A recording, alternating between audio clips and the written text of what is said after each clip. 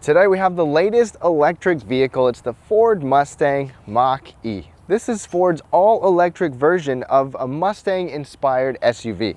This Mustang Mach-E really has a lot to offer, and it's quite an interesting driving experience. If you've never driven an electric car, you're gonna love going for the test drive in this thing.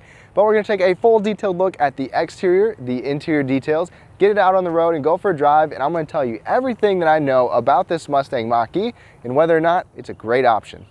All right, y'all, let's take a look at all of these exterior details. So this is obviously a brand new design, which is Mustang inspired, but trim levels real quick. The base is the Select, then the California Route 1, the most efficient one, the Premium, which we have here, and the top end faster GT model. And something to keep in mind with the MSRPs is this does not take into account any federal or state tax credits. So keep that in mind when you're shopping and when you're looking at the prices. That can vary and change throughout the years. But right up front, first of all, you got a really long hood, a big brawny front end. This actually sits higher than what it looks like it does. You've got the Mustang emblem and no grille because you don't need a grille. Then you've got LED daytime running lights, LED high and low beams, but the headlights vary a little bit depending on the trim. You'll see Ford still gives you this dynamic turn signal. I think that looks really nice. So that's LED, full LED all around. These are projector headlights, but you'll get reflectors on the lower trims. And be sure to check my night video out because these headlights do a really nice job, and I've got that night video showcasing just how well they do and some dark roads. This paint is the Rapid Red Metallic Tint Coat. Ford has used it before. It looks very nice on here, especially with some of the black accents that we get. But what do you think of the styling? It almost reminds me of some of the BMWs with the fast sloping roofline back there. It's SUV crossover, but Mustang inspired. And then over here on the wheels, you're gonna get black or body color lip moldings around the wheels. And the wheels are gonna change from 18 to 19 inch here, all the way up to 20 inch wheels on the GT. Ford gives you a turn signal in the mirror. You've got the charging door on this side and the Mach-E X badging for extended range. And dimensionally, this is 185.5 inches long. So it's smaller than a Ford Edge, bigger than a Ford Escape. It's kind of middle of the road, and it's still fairly spacious on the inside. Ford gives us this fast sloping rear end, and wait till you look inside and see the roof.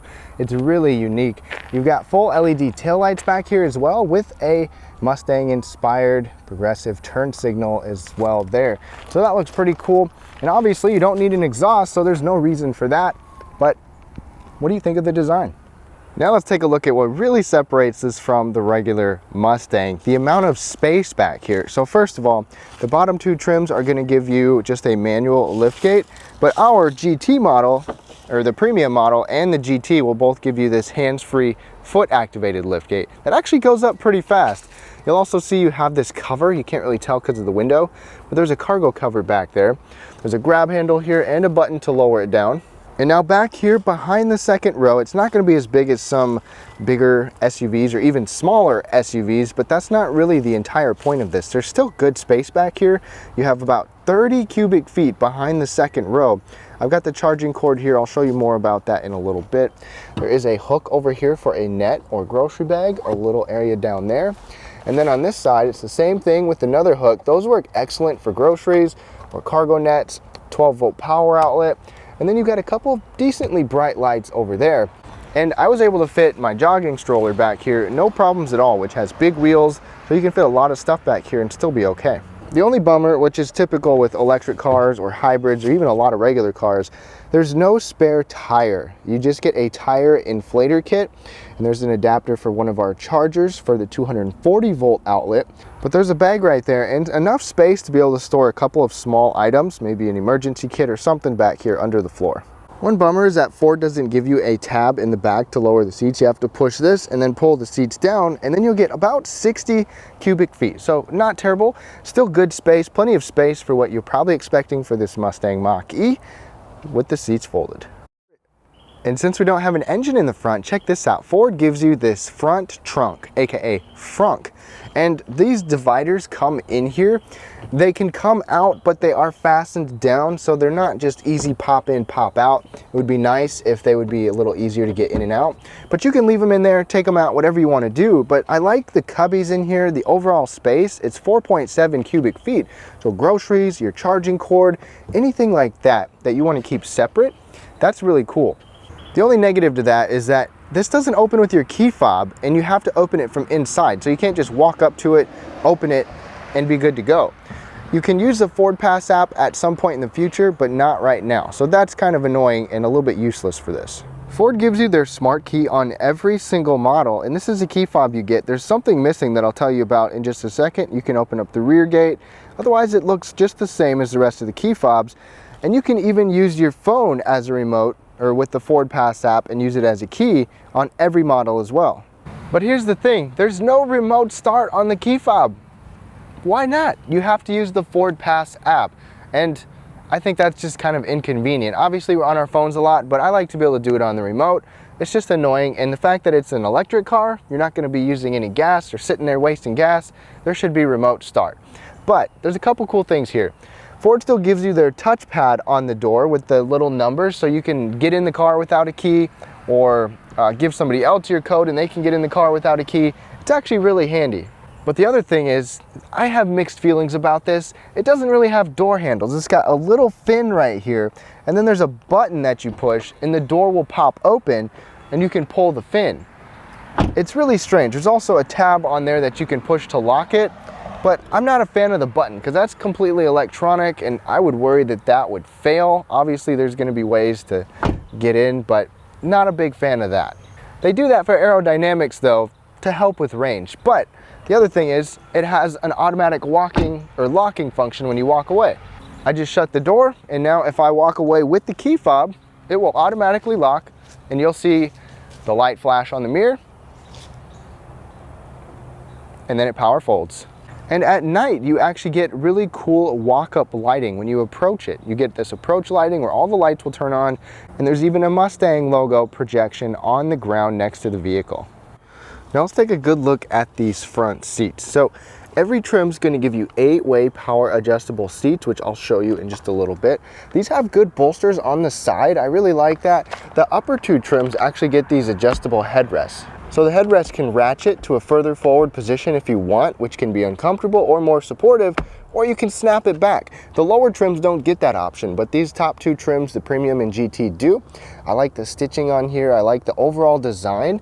The bottom cushion's not super bolstered. It's not too heavily bolstered, but it's soft and comfortable, and these are synthetic seats. And then down here you've got 8-way power adjustment. Now this is kind of confusing because you only get 2-way lumbar support, and there's no tilt adjustment. The only adjustment you get is for the height and reclining. So you can raise the level of the seat, but you cannot tilt that part of the seat. That's a bummer. And no 4-way lumbar on any trim level. That's a miss by Ford. And don't mind this up here, I'll explain that later, but this is actually a vinyl wrapped steering wheel. It is not a leather wrapped steering wheel, it's vinyl, but you can get it optionally heated, which we have ours heated on here, which feels really nice. It's just manual tilt and telescoping, and it doesn't seem to come out quite as far as I wish it would. And it doesn't have a huge motion, but you're limited because of the size of the screen right here as far as how much you can actually move it and still see it. Ford gives you memory settings optional all the way down on the base model and then standard up from there. And one thing to note, if you have mobility issues, there is a massive door sill right here. It's wider and it just seems to be thicker than anything else. So it can be a little tricky to get in if you have mobility issues. And then heated seats are optional on the base model, and then the GT and Premium get them standard. I don't believe the California trim does at all, so something to keep in mind. And there's no ventilated seats at all in any of these Mustang Mach-E's. So that's kind of surprising, but I would assume they'll roll that out later on. But comfort-wise, I've been very comfortable in here. I've got no complaints. I just wish that we could adjust the tilt a little more and maybe add 4-way lumbar at this price point. But space is good, headroom is excellent in here.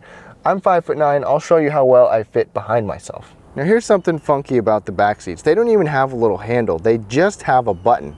So you push the button and the door pops open a little bit, and there's actually a rubber liner on the back of the door. So it's comfortable to grab onto, but I still wish we had a door handle. And then over on the door, Ford gives you nice materials up above, nice materials down on the armrest, and a little storage area down there. Ford gives you the same kind of seats back here, and these are actually pretty spacious. And there's no tunnel in the middle, no transmission tunnel, so you've got a really nice flat floor. So 3 people can fit in here pretty well, and you've got that folding armrest. And as you can see, my car seat fits right there. If I have it behind where I like to sit, it's right up against it, and if you have the memory settings entry exit system moving, it'll run into the seat. But good enough space for the car seat for the front passenger to be comfortable. And then legroom behind myself, knee room is really good. Foot space is also pretty good. Not quite as good as I was hoping, but overall knee room, legroom is good. Then over here in the middle, we've got air conditioning vents and a couple of USB ports. One of the coolest things about sitting back here is having this gigantic fixed roof, which I'll show you more in a little bit. And my daughter absolutely loves this, sitting in her car seat, being able to look out. It's awesome. And headroom with this roof is massive. I mean, there's a little cutout right here, and I still have a little bit of space above my head. So most passengers are going to be really comfortable back here. There's no heated seats back here though, like there would be on some vehicles of this price point. Now that we're inside, this is where things are really interesting, and it's kind of cool. It gives you this graphic on the screen, and the big screen will give you graphics too. But let's go ahead and start it up, push button start, and it doesn't make a sound because it's electric and it's so quiet. But if it says ready at the bottom there, then you know you're good to go. So like I mentioned earlier, I'll tell you about this. There's a couple of infrared sensors underneath of here that will flash on the camera. They don't flash or see them in person, but they're really annoying when the camera is shining on them. So I covered them up for this and for the test drive. That is part of Ford's adaptive cruise control, or Blue Cruise, to where they monitor your eyes to make sure you're paying attention. But like I said, vinyl steering wheel here. It is also heated on our premium model. The buttons still look very similar, so you still actually get buttons on here. That's something that some of you may have wondered. You've still got a stock on both sides. You still have window switches and memory settings and locks and even light switches over here. So this isn't completely Tesla where everything is 100% reliant on the screen, and there's still even a screen in front of us. Now with those funky door handles to get out, there's not a real lever, there's just this button. You pull that and then you can open the door. And Ford gives you some soft material up here where you rest your arm and down at your armrest. But this area down here is not the best. It doesn't really support a big tall bottle or anything like that, but you can put some smaller drinks in there. And then this area is pretty far back to where you could probably sneak an umbrella back there. One thing I really like is the B&O sound system, and I'll talk more about that, but you've got this nice cloth material that carries out right up here, over here, and across that side to cover your speaker grills, and it sounds fantastic. We'll listen in a little bit, but you also have some interesting trim pieces. You've got this material, you've got this material, looks like stitching, and the air vents are somewhat concealed, which is becoming more and more popular and modernized. So this interior is very unique and modern. Right in front of us, nothing really changes up here, and it's just flashing on the camera, but it shows you your range, battery life. That whole area in the middle is your Ford Copilot 360. It's like your radar cruise control, your lane keeping system. Then your speedometer is digital on the right. This all pretty much just stays the same, and you really have to have the steering wheel in a good spot to be able to see everything because it's elevated. There's so much space down low where they put these sensors that the screen's just a little bit annoying as far as visibility goes. There's also no head-up projected display on the window. I feel like that would have been the best thing to do instead of sneak in this small display here. I like having this display, but I wish that we had a head-up display or a bigger display down here. But the real news is about this screen. This is a 15.5-inch screen from top corner to bottom corner. And there's actually a volume power knob or volume knob mounted onto the screen, and it actually goes, it just sits on top of the screen. As you can see, there's ripples that come out from there. When you spin it, it basically acts like it's your finger moving the screen. So you do have a physical knob, but that's it. Everything else is pretty reliant on this screen. You have a couple shortcuts though. Ford makes it somewhat easy to get used to this. So you press the Mustang right there, and then you can get to a bunch of different customizable features. Your controls, so you've got your drive modes right there. I'll go through those in a little bit. Same with one pedal driving, the propulsion sound, ambient lighting, etc. You can toggle all of that. All you gotta do is just tap it, and then you can go over to settings up at the top, and then you've got a whole lot more stuff that you can go through. So you can even see some charging characteristics. You can set up a charging schedule. You can even make it so that if you leave like for work at the same time, you can customize this so that you have the temperature of the car set and comfortable when you're ready to get in your car. It'll do it automatically for you. I'm not a huge fan of how reliant things are on this screen, and if the screen is too much, you can make it a calm screen, but you have to actually go through several menus and then it'll just show this. But one thing I wish we could change was at the bottom, this is where your climate controls are. So you've got temperature for you and your passenger because it's dual zone. Same 3-tiered automatic system, but you have to like tap if you want to actually control the fan speed. You have to touch that. Same with the steering wheel, the heated seats, you have to touch and slide. I wish you still had some physical buttons, but I understand this is the way that things are going. But for example, I have navigation going on here right now. This is our map. It's going to be default right here, this section, to where you still have some shortcut tabs down here. And these shortcuts are pretty large. So for example, you don't have to be super precise in order to be able to go to whatever you want to. But let's go back to the navigation. You can make this even bigger to where it takes up more of the screen, and then it shrinks your short tabs down there. This little button at the very top up here gives you a little bit more shortcuts, kind of like apps on some other screens, to where it'll suggest things for you, but you can create your own driver profile and customize things to yourself or someone else. This does have wireless Apple CarPlay and Android Auto. It's, you know, I don't know if Android Auto looks any different, but it's this section across the screen. Works well, looks really nice, and you can still have these tabs down here. So this is the screen in its expanded form. If I or kind of shrink it, it just makes these tabs a little bit bigger down here. So it's a little bit interesting. One thing that I like and don't like is the whole trip computer stuff. So you've got this trip 1, trip 2, and over 1,000 miles, this car's only got about 1,056 miles. So in its entire time, people have averaged 3.1 miles per kilowatt hour. That's kind of like a miles per gallon type of thing, to where you know this is about 88 kilowatt hour battery. Multiply that by 3 and that's your expected range. So for example, my last trip, I averaged basically the same thing, 3.1 miles per kilowatt hour. So if you're getting 4 miles per kilowatt hour, you're going to get well over 300 miles of range. It's just something you can watch, and it shows you where your energy goes as well, as far as, you know, whether it's the use of the air conditioning controls, radio, things like that, or just cold or hot weather outside. But I wish this could show you more instantaneous feedback as far as like an energy use, things like that. Nothing really shows up on here except a brake coach to let you know if you recaptured enough energy, but there's not really any instantaneous driver feedback type of stuff on this Mach-E. All right, I apologize that I spent so much time on there, but there's a wireless charging mat down here with a couple of USB ports and a nice rubber liner as well. That wireless charging mat is standard on every screen as well. And there's an extra little storage cubby down there that's just like this one. And then you've got the same material in your cup holder. So you've got a couple of cup holders that are good size. And the center console has to be low down there because of how long this screen is. I kind of wish they made it a little more boxy, like the Tesla, instead of straight up and down, because that pushes everything down lower. And this is just me, I'm going to rant a little bit. I would rather not have this as the shifter. I would rather have a command control, like a volume knob, tuning knob, or a couple of shortcuts down here for your hand, and then have that screen elevated a little bit and get rid of that button. But that looks pretty cool. I'd love to hear your guys' feedback as well. A couple more things about the screen is you've got Wi-Fi standard, Sirius XM L, a 6-speaker system, and you can even connect 2 phones at the same time, I believe.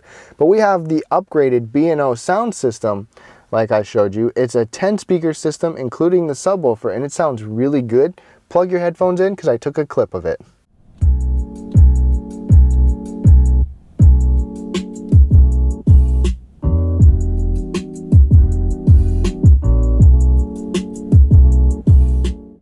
And then if we go into reverse, this is interesting. So you've got the main backup camera down here, then you've got the 360 camera right there. You've also got front and rear parking sensors. Those are standard on every single model, the front and rear parking sensors. So for your 360 camera, you can tap on it, and then you can tap to see up close on one corner of it or another corner of it, or you can just look at your main backup camera back here as well. You can access that at low speeds by going here and then going to camera, but it's got to be at low speeds. That 360 camera is optional on the base model and standard on everything else. And another thing that goes with it is the Ford Active Park Assist, to where it can parallel and perpendicular park. That's even optional on the base model. And I really like this armrest. There's just one complaint. It seems to sit a little low for where I like to have my elbow and rest it there. I wish it could maybe ratchet up a little bit. It lifts up, but then it falls down.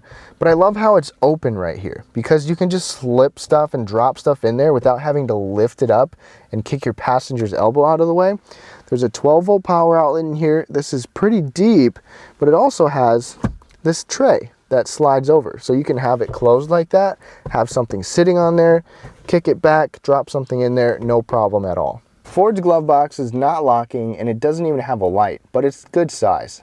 Overhead, Ford gives you an automatic dimming rearview mirror. You also get garage controls up on the visor, LED interior lighting all around, including this little ambient lighting right here. You can see those actually get pretty bright at night, and you still get a sunglass holder, which is really odd because you don't hardly get those anymore.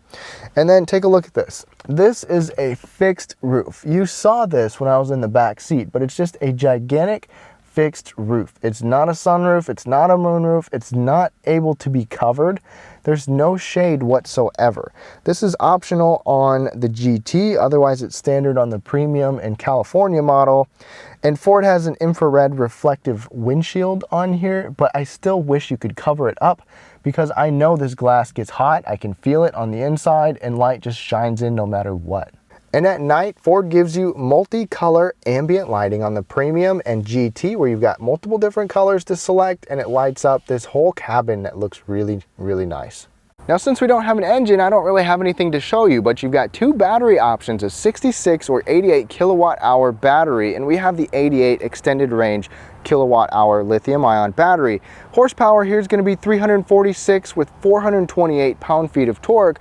The base model is going to start at 266 horsepower, and they all use a single-speed transmission, and warranty-wise, it's going to be 8 years and 100,000 miles for the electric unique components. Acceleration is very good. In our model, we get 0 to 60 in 4.8 seconds. The base model is still 6.1 seconds, and the top-end GT Performance Edition will be 3.5 seconds with up to 634 pound-feet of torque. The electric driving range and charging is what really matters on these EVs. The base model is going to give you 211 miles of range.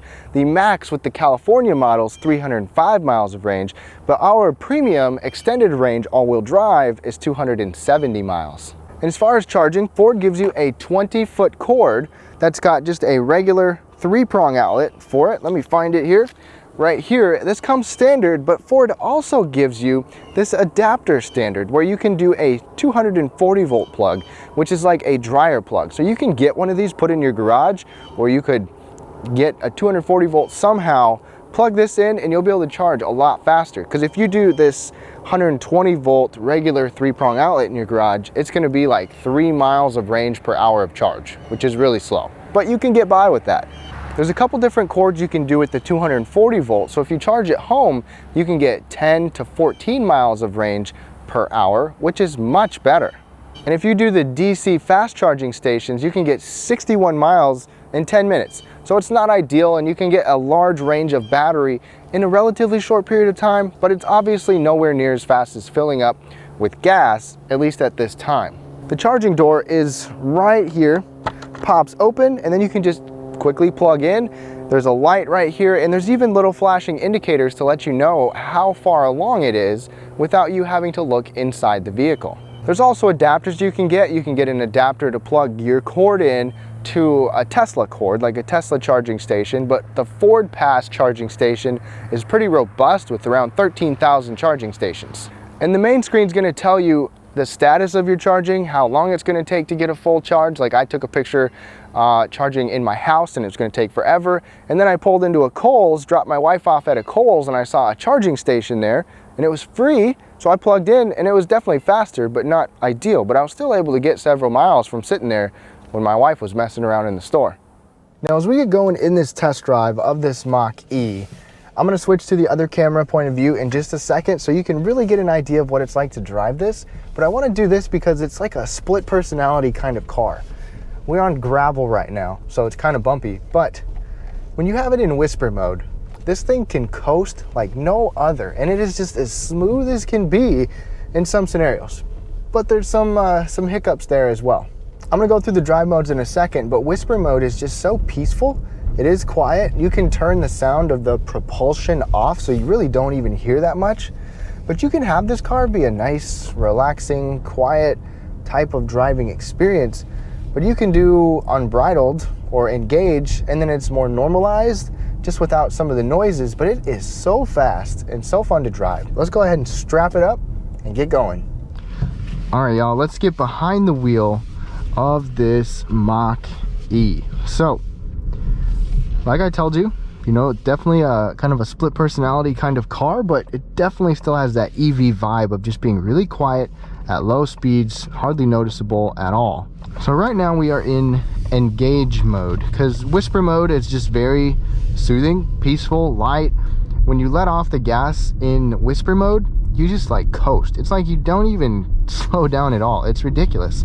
Engage is a very normal driving experience as far as the throttle, acceleration and braking. It just feels as normal as can be compared to a regular car. The brakes are a little bit touchy, especially at the very end on this Mach-E. It kind of jerks a little bit, but that's almost just the way it goes. This is all-wheel drive. In engage mode, you get instant torque. And we got up to 50 really quick there. I have the propulsion sound on. Let me turn that off. So you heard a little bit before, now it's off. And you don't hear much, you hear a little bit, but it's kind of like a kind of noise with the propulsion sound on. It's on again. It's like there's just some speaker noise that gets into the cabin. But let me turn on one pedal driving. You can do this on any drive mode. One pedal driving. I don't like how you have to touch the screen to change the drive modes. And not just the fact that you have to touch the screen, you have to go to a menu and then do it. I wish there was a real button or maybe a little thing on the steering wheel or something that you could do to do that. But with one pedal driving, it uses the regenerative braking function from the brakes to when you let off the gas. I'm gonna let off the gas. It starts slowing you down so fast. It's as if you're pushing on the brakes, but you're not. The car is just recapturing that kinetic energy from you rolling and coasting. But then you can accelerate like normal. Personally, I'm not a huge fan of the one pedal driving, but it's an efficient way to drive the car and recapture as much energy as possible. But it's almost like you're driving against resistance, because as soon as you let off the accelerator or even decelerate a little bit, it starts to brake. And it takes getting used to. I wouldn't want to do it in stop and go traffic right away as your first time. Definitely test it out for yourself. But I'm going to turn that off. And ride comfort in the Mach-E is, it's smooth on some surfaces and it soaks up bumps well on some surfaces, but it's kind of firm. It's actually quite firm. I would definitely encourage you to check it out yourself before you take my opinion on it. But it's very stiff and firm without being harsh. It's just interesting. It's kind of hard to describe. I'm gonna put it in unbridled mode. You get a little graphic on the screen and over there, and it's kind of like one pedal driving, because as soon as you let off the accelerator, it slows you down pretty quick. But let me come to a stop and pedal down.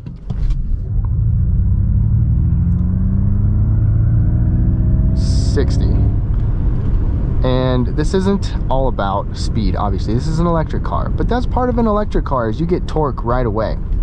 So handling is still good in here, even though it's a little bit of a bigger vehicle, taller, not as low and flat as the regular Mustang. But with that torque, you've got power coming out of the front axle, the rear axle, and it's just instantaneous. It's crazy. And that propulsion sounds a little bit louder in this unbridled mode. it's pretty wild. This is really fun to drive. I mean, it's just crazy. It's just so instant. You got some corners, you can accelerate into the corners and get that torque just instantly coming out. It's just wild. And if you've never driven an electric car, this is really going to be a blast for you. It's just a blast. So I'm gonna put it back. I'm gonna put it in whisper mode actually. And I'm not gonna touch the accelerator. We're just gonna coast. It just coasts like crazy. We're going about 55, it's just coasting. It's almost like there's some energy that just kind of keeps spinning in those axles. I mean, even going up this hill, we're still going 51. And then things are quiet. Now, as far as ergonomics in here, like I said, I don't like having to go and touch the screen and go to different menus sometimes to do things. Ford's done a pretty good job of making things mostly accessible, and this is more physical buttons than the Tesla models, but I still like a more traditional experience, but that's just kind of the way things are moving. I love the little cubby here, the two-tiered storage. I don't love this armrest being this low. And I have just still been coasting this whole time, and I've got to get on the brakes. And this actually has a brake coach, to where as you slow down, if you brake too hard, you start to lose some of the potential energy regaining. It didn't actually tell me, but it usually flashes on the screen how much energy you recaptured from braking. Now, I like the visibility out of here for the most part. These pillars are kind of big, and I'm not a huge fan of this roof being fixed. I wish you could cover it up, but that's just kind of part of the way this goes. This still has Ford Copilot 360 standard, where you have radar cruise control, lane keeping system, and I have this covered up because Ford's Blue Cruise, the basically autonomous, partially autonomous system, monitors your eyes, and the cameras pick up infrared light, so it flashes, so I have that covered up. But for the most part, I have really enjoyed driving this car. It's just an experience to drive it. The sound system in here is great. It's fun to drive. It's quiet for the most part, but we're gonna get on a rough textured road so you can hear more about the road noise, because there is some road noise that gets in here. And get up to speed. And we're in whisper mode, so you don't really hear any propulsion or powertrain noise. But now up to speed, you definitely hear road noise. There's more road noise than I was expecting. Wind noise is good, but even at high interstate speeds, there's still some noise that gets in here. And it might be the tires. This road surface definitely doesn't help on this one. But it was louder than expected and louder than some cars that are significantly less expensive than this. It's not a loud car, not enough for me to want to complain that much about it, but it should be quieter, all things considered. You have laminated glass here, laminated windshield, so that helps with wind noise, but still just an absolute blast to drive. But let's go ahead and wrap things up. So what do you think of this 2021 Mustang Mach-E? It's actually really quite practical with the space up in the front trunk. The back cargo area is definitely better than a Mustang, obviously. It's more family practical with the good spacious back seat. You've got good cubbies inside. And I like that Ford gave you some high-tech features and a really modern look inside, but you still have some real physical buttons and some traditional car aspects, more so than what you get with a Tesla. The Mach-E has good range. It's not the best range, but you can get lower range models for less money, higher range models for more money, or performance models for more money too. And this thing can really scoot at 3.5 seconds, 0 to 60 if you get the GT. But what do I think of this Mach-E? I think it's a good EV option. I've got limited time driving EVs, but for what it is, it drives very nice. It's quick, it's smooth, it's got a lot of tech inside and a lot of features available at this price point. Let me know what you think of this Mach-E down below, and I hope you enjoyed this video and learned something. If you did, a thumbs up would be very helpful. Subscribe if you want to see more videos like this, and even more videos on this Mach-E, like a night video, or the things I like and things I don't like. Check in the description below. But thank you so much for watching. Have a great day.